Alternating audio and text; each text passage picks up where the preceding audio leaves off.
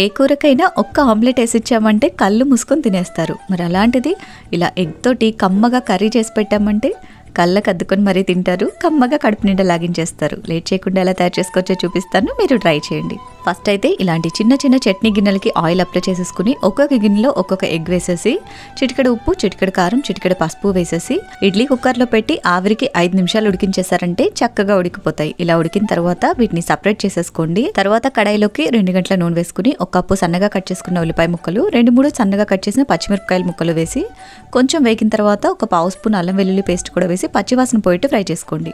Next 1 cup టమాటా puree, 2 స్పూన్ల ఉప్పు, పావు స్పూన్ పసుపు, 2.5 స్పూన్ కారం, 1 స్పూన్ ధనియాల పొడి వేసేసి చక్కగా అంతా మిక్స్ చేసి ఆయిల్ సపరేట్ అయ్యేంత వరకు కుక్ చేసుకోండి. ఇలా దగ్గర పడిపోయి ఆయిల్ సపరేట్ అవుతున్నప్పుడు 2 స్పూన్ల ఎగ్ మసాలా, 1 చిన్న గ్లాసు నీళ్లు పోసేసి చక్కగా అంతా కలిపి ముందుగా రెడీ చేసి పెట్టుకున్న ఎగ్స్ అన్ని కూడా ఈ విధంగా అరేంజ్ చేసేసుకుని మూత పెట్టి మీడియం టు లో ఫ్లేమ్ లో కుక్ చేసుకోవాలి. 2-3 నిమిషాల్లోనే గ్రేవీ చిక్కగా ఉడికిపోతుంది. దించే ముందు కొంచెం కరివేపాకు చల్లేసుకున్నారంటే ఎంతో కమ్మగా ఉండే ఎగ్ కర్రీ రెడీ. చాలా టేస్టీగా ఉంటుంది. తప్పకుండా ట్రై చేయండి. వీడియో నచ్చితే లైక్ చేయండి. Thanks for watching. Have a great day.